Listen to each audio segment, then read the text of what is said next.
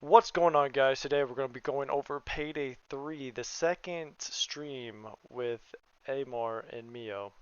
Firstly, what they did is they went ahead and apologized for the servers being the way they are. Same thing as they did, I think, in the stream before, and they said that they're releasing updates yesterday as well as this Friday to improve the stability of the servers. I haven't played so far today, but y'all can go ahead and tell me how the servers have been treating y'all. I know that it has been a really rough start, but I think they're gonna, go ahead and improve upon the stability that they have. They also said that they're going to inform that there's been more Twitch drops for the following coming months. So if you're into that, they'll have that. And then what they did from here is they deep dived into the progression system. They said all the decisions will be looked at with feedback from three different entities. One will be the community, one is analytics, and the other one is the internal expertise that the guys have with playing the game and developing it. So all decisions will be made from there. They say they want to upgrade the ability to search for specific challenges. They want to add more challenges, look into seeing if they could have it to where heist actually give experience instead of just having the player progression tied to challenges. But they say they don't really want to do that because it will lead to farming the heist instead of farming, like kills with a weapon or other ways to increase your player level. They say that they do not want a prestige or infamy level type system like they have in Payday 2, but they're still looking into it. So next we're going to go into skills. So they go into the transporter skill line, which we heard about yesterday, which allow you to carry two bags. You can have two deployables, or you can carry bodies more efficiently. So that's very exciting. Believe it's going to come out beginning of October, sometime in October. They said the skill like Joker, which allows you to convert comps to be on your side, will not be added anytime soon, but they might depending on how they feel that the community wants it. Same thing with the dual wielding pistols and the dodge skill. They touched on the topic of looking into more system around passives, traits, and even the perk deck system. So that's pretty exciting. They discussed that in game there you can have up to 21 skills maxed, and they have seen that people have a really solid build around 15 skill points. So they're still trying to see if they want to add more skill points or take it away. And they want people to understand the mechanics of Payday 3 before they try to add anything. So that's pretty cool. Secondly, we're going to go into offline mode. It's still being considered at this point, and I'm honestly will not be surprised if they go ahead and add it because basically everybody in the whole community is asking for it. It's something that everybody wants, but they have yet to confirm it. So, that's something to still be looking out for. Now I'm just going to go through a bunch of other things that people have talked about. So, aim assist is going to be fixed in this upcoming patch in October. So, if you play on PlayStation or Xbox, that's certainly good news. You can get back to using the aim assist, unlike us with mouse and keyboard.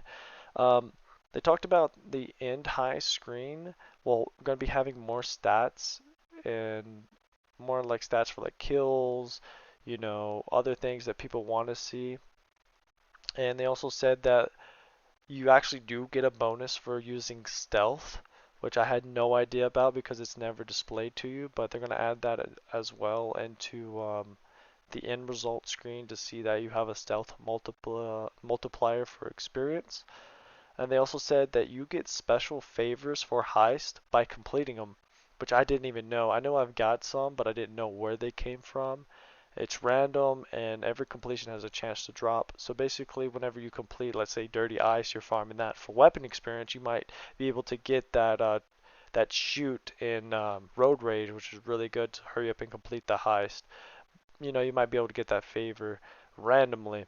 They also talked about a melee system that they compared to The Walking Dead, but they want to also make it different from The Walking Dead, which I understand. And they said that to implement a melee system is a huge feature, and it's going to take a lot of time.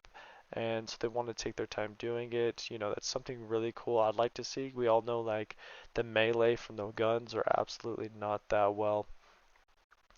And they went into rebalancing. So they talked about the rebalancing of Dozer, Zapper, and Cloaker. They looked at all the. They think it's in a relatively good position. So they looked at all the data and they want to make sure that it's hard enough for players, but it's not so hard that it makes them fail the mission at the same time. But whenever they looked at it, they reviewed it, they think it's overall in a good position, so that's pretty cool. Then they then talked about adding boss-like enemies. So, you know, we have the Dozer, the Zapper, and the Cloaker, but however, they want to add something that's a little bit harder that flows within the mission line, you know. So that's pretty cool to see. They also talked about more animations coming out in future patches, like someone talked about tying up hostages, and I'm pretty sure there's a bunch more things that they can do. Now I'm just going to look over some notes real quick.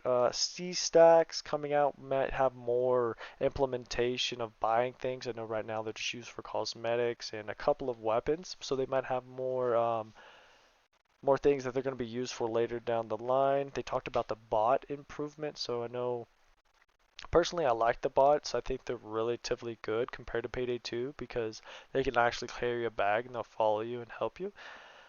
So that's interesting to see what they'll add as they go up.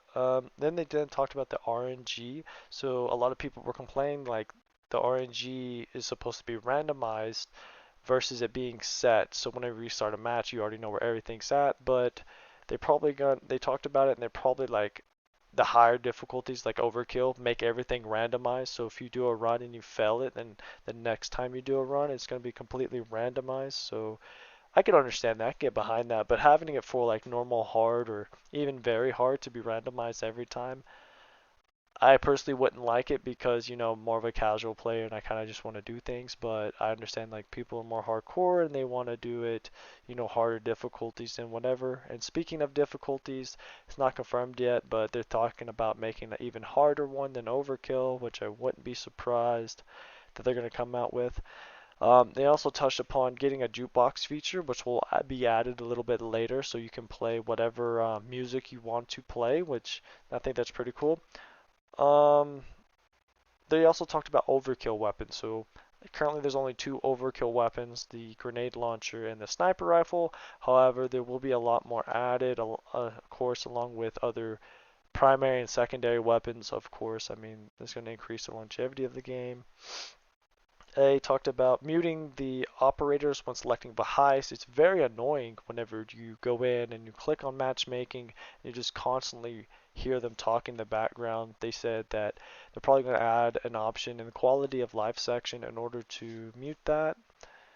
Thing I really like to see is more reticle customization. I don't know if you use the what is it called, like the straight line or whatever, basically the 1.8 times magnification that has that like huge bulky um, reticle that you can't really see if you're going to hit headshots or not. They're going to be able to customize that a little bit later on. You're going to have surprise drops from completing heist, I believe that they're going to add also a little bit later down the line because they understand people like surprises that Payday 2 had whenever you had to pick a card, you randomly got a mod, your mask, or something like that. So I won't be surprised if they have that.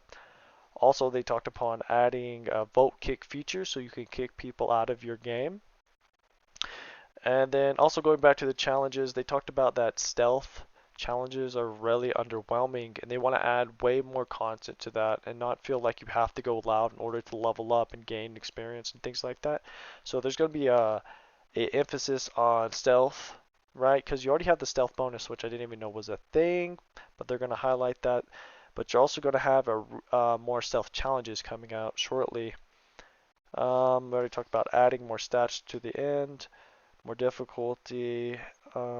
Yeah, and that's pretty much it. So as you see, there's like a bunch of things that they already talked about openly. So I'm very excited to see what patches they have and things they have. And for now, that'll be it. And thanks for tuning in.